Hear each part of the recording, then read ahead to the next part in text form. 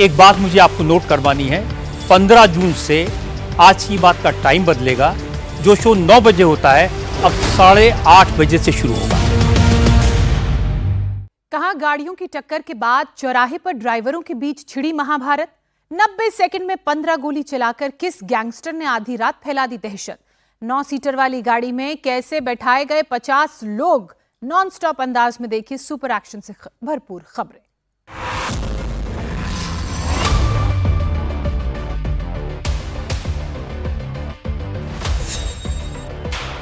एक, 2, 3, 4, 5, 6, 90 सेकंड में 15 फायर। आधी रात के बाद गोलियों की तड़तड़ाहट से पूरा इलाका गूंज उठा। ना सिर्फ जिस पर फायरिंग हुई वो, बल्कि पूरे मोहल्ले के लोगों की नींद खुल गई। लेकिन गोलियों की आवाज की दहशत ऐसी कि कोई बाहर निकलने की हिम्मत नहीं जुटा पाया। पंजाब के लुधियाना में गुरुवार को आधी रात के बाद एक घर के बाहर हमलावरों ने ताबड़तोड़ फायरिंग कर दहशत फैला दी। फायरिंग के दौरान हमलावर की पिस्टल कई बार जाम हुई। वो बार बार पिस्टल को रीलोड करता और फिर फायरिंग करता।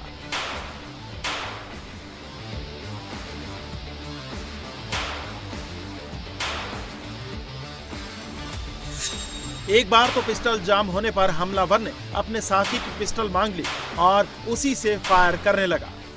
एक शख्स घर के दरवाजे पर फायरिंग कर रहा था तो दूसरा पत्थर मार रहा था।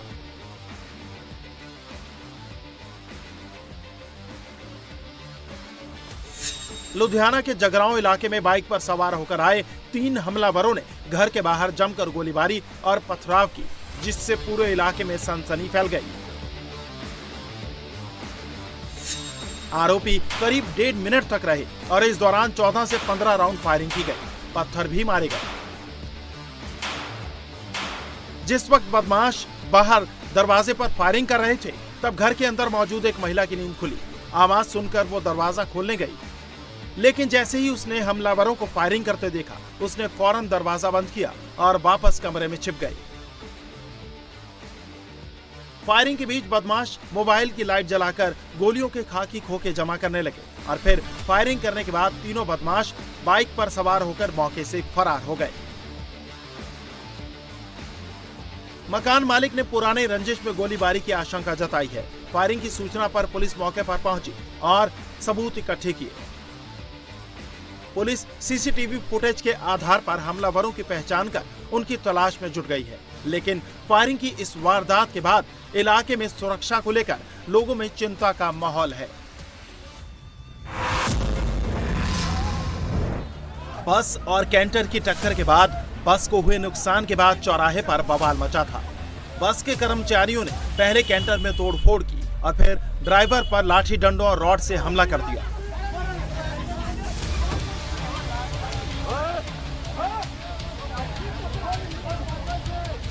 बस कर्मचारी तोड़फोड़ कर रहे थे कि कैंटर के ड्राइवर ने पहले अपनी कृपाण निकाली और फिर तलवार और हमलावरों पर टूट पड़ा। तलवार देखते ही मौके पर भगदड़ मच गई। लोग चीख पुकार करने लगे। ड्राइवर तलवार से हमलावरों पर वार करने लगा।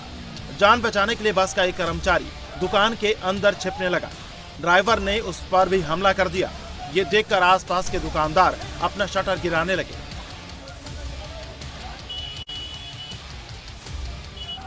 पूरे इलाके में अफरा तफरी का माहौल बन गया। हरियाणा के गुरुग्राम के फारूक नगर के झज्जर गेट के पास एक बस और कैंटर में टक्कर के बाद यह हाई वोल्टेज ड्रामा हुआ, जहां ड्राइवर ने तलवार निकालकर दहशत फैला दी। हालांकि शुरुआत बस कर्मचारियों ने की थी। टक्कर से बस का शीशा टूट गया था, जिसके बाद दोनों पक्षों में कहासुनी शुरू हुई। फिर बस कर्मियों ने कैंटर के ड्राइवर पर हल्ला बोल दिया, लेकिन ऐसा करना उन्हें भारी पड़ गया। कैंटर के ड्राइवर ने तलवार निकालकर सबको खदेड़ दिया।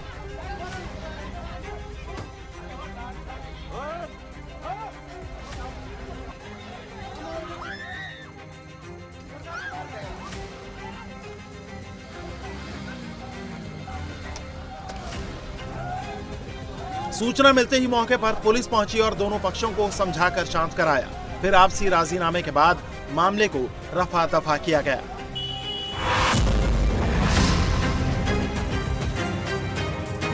ट्रैक सूट में सड़क से जा रही महिला के पास से एक बाइक गुजरी। बाइक पर 2 लोग सवार थे। बाइक आगे जाकर रुकी, बाइक से दोनों उतरे और महिला की तरफ बढ़े। दोनों को अपनी तरफ आते देख महिला घबरा गई, वो पीछे भागी, लेकिन बाइक से उतरे बदमाश ने उसे पकड़ लिया, धमकाने लगा। तभी उसका दूसरा साथी भी आ गया। इसी बीच बदमाश ने अपनी जेब से पिस्टल निकाल दी, जबकि दूसरा बदमाश महिला के गले से सोने की चेन छीनने लगा। महिला खुद को बचाने की कोशिश करती रही, लेकिन बदमाशों ने गोली मारने की धमकी दी, जिसके बाद महिला डर गई और बदमाश चेन छीनकर फरार हो गए। ये पूरी घटना सीसीटीवी में कैद हो गई है।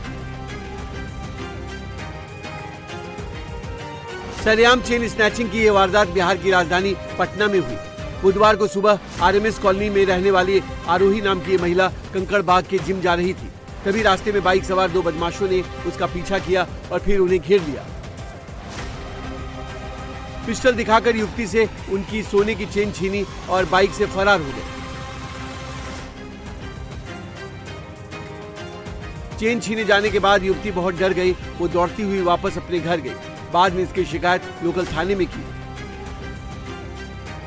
पुलिस सीसीटीवी के आधार पर आरोपियों की पहचान में जुटी है, ताकि पटना में लॉ एंड ऑर्डर को चुनौती देने वाले इन बदमाशों की गिरफ्तारी कर उन्हें कड़ी सजा दी जा सके। देवभूमि हरिद्वार में 2 पक्षों में गर्मागर्म बहस हो रही है। बहस इस बात पर हो रही है कि ड्राई इलाका यानी जहां शराबबंदी है, वहां बार रेस्टोरेंट का बोर्ड कैसे लग गया। लोग पूछे तो पता चला कि मुंबई से आए लोगों ने ये बोर्ड लगवाया है।